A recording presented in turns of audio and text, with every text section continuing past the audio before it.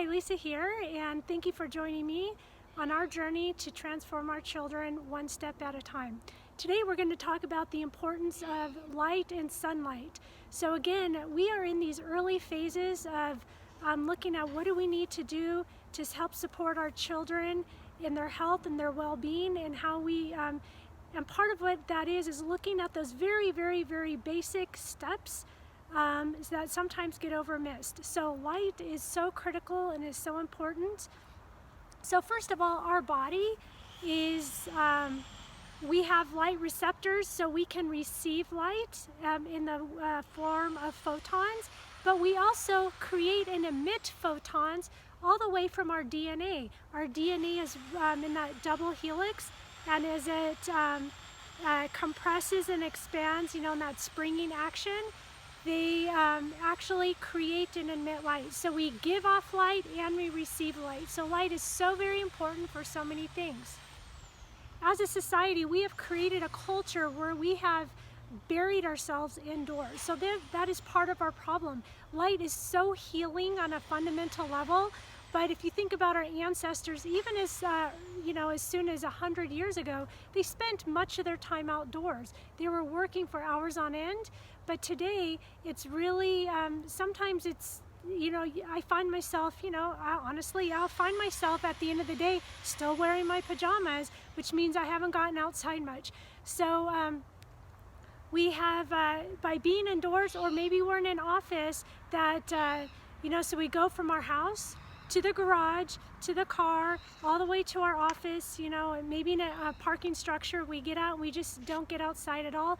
And our office isn't even next to windows. So a lot of people have interior offices, and they get to work when it's dark, especially in the winter, and they leave the building when it's dark, because in the winter the days are short. They don't even get to see the sun.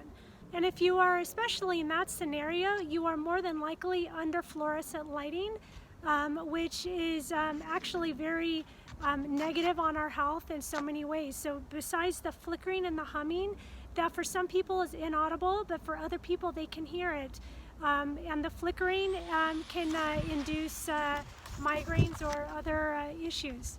Fluorescent lighting also emits certain levels of UV radiation that are really bad for the eye. So a lot of people do experience migraines or eye disorders from spending too much time in fluorescent lighting. And also fluorescent tubing, it's made with mercury. So even those little fluorescent light bulbs that are supposed to be energy saving, which cost a fortune by the way, if you drop it onto your carpet and it breaks, the recommendation is that you cut out that whole square of carpet and throw it away. It's very much of a biohazard.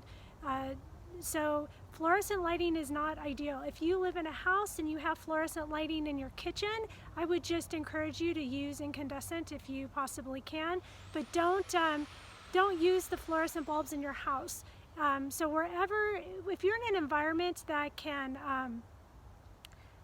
where you have control, at least use incandescent when you can. But the best thing is you need to encourage yourself and your children to be outside as much as possible, but for at least 20 minutes a day. Be outside and receive the broad spectrum rays of the sun, which are so healing.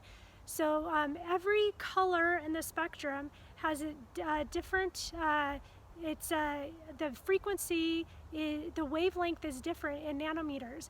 And so each part of that spectrum is penetrating your body in a different, at a different depth. So, so for example, UV rays from the sun help us make our vitamin D, which helps protect against inflammation, and as a result can increase brain function. It increases immunity by stimulating vitamin D, which help create the T cells in our immune system. The sunlight also improves our bone health. It improves our mood through production of our melatonin. Melatonin, it's really interesting. Our melatonin is one of our body's best antioxidants. At night, the melatonin is produced, the pineal gland stimulates the melatonin. Melatonin is produced, at night as the sun is going down. So So using the sun pattern, our body follows that pattern, and the melatonin at night helps to detoxify the brain. But also melatonin is produced in the light in the midday, and it also is an antioxidant in our body. Light also improves our skin disorders such as eczema, psoriasis, acne. Just the different wavelengths help do different things. And it also improves our eye health. So a note on blue light. If you've ever heard of blue light is what is mostly emitted through TV screens, computer screens, cell phone screens, iPad screens. So what you want to make sure is, because what happens is that blue light interferes with that melatonin production. So especially if you are struggling with falling asleep at night, or your little one is struggling with falling asleep at night, make sure that you have removed all sources of blue light for about an hour before it's the time you want to fall asleep. So you shouldn't be trying to fall asleep with the TV on, or with in front of the iPad or the telephone. So make sure that you have turn everything off, so you can teach your body to wind down and start producing that melatonin so you can fall asleep. Now, red light is one of the wavelengths of light that is very, very healing. And there's a lot of research regarding red light, and there's different types of red light. There's red, near infrared, and far infrared. So as the wavelength gets longer, the visibility of that light is less. So far infrared light is invisible to the eye, but red light is very bright, very visible, and near infrared is partially visible. So if you're kind of in the dark and you have a device that has near infrared, then you'll be able to see a light glow. Red light in general, but red and infrared light helps reduce inflammation.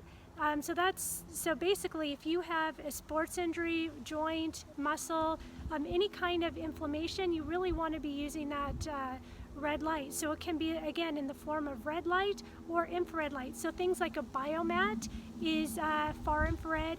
Infrared sauna is far infrared, but you might have a red light panel that might have both near infrared and just plain red light.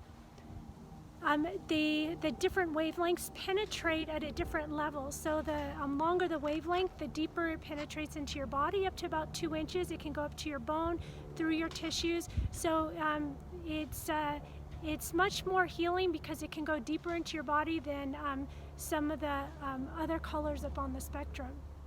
Red light or infrared light, because the far infrared produces heat, it increases heat shock proteins, which activate the immune response, and it also stimulates the mitochondria. Every single cell has mitochondria.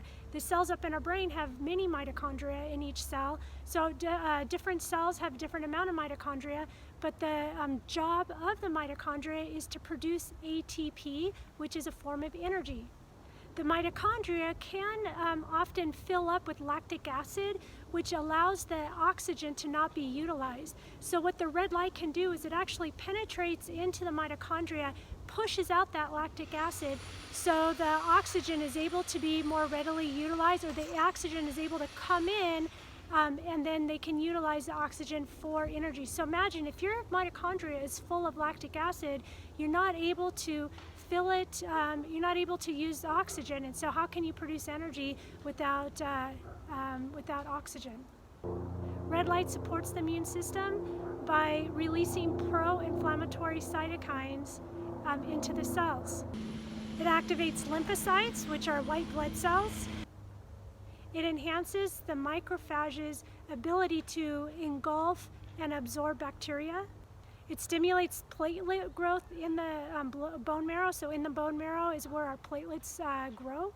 And it reverses the shrinkage of the thymus gland. Right under here, under the sternum, is our thymus gland. And from here, our T cells are born. And so our immune system comes from this gland in our called the thymus. And when we age, the thymus shrinks, or it has a tendency to shrink. So if we're using a red light, like a red light panel every day, we can prevent that shrinkage or reverse that shrinkage of our thymus glands so that we can still have a more robust immune system. All right, so your job for this week is to get outside, Like right now it's quite chilly, but get outside, get some sun on your face. If you can wear short sleeves, even better, but it's harder in the winter. But get outside, get some sun, about at least 20 minutes a day. Make that a family game or family activity. If you work in your house, move your desk by a window. Make sure that you have your blinds open, that you have sunshine coming in.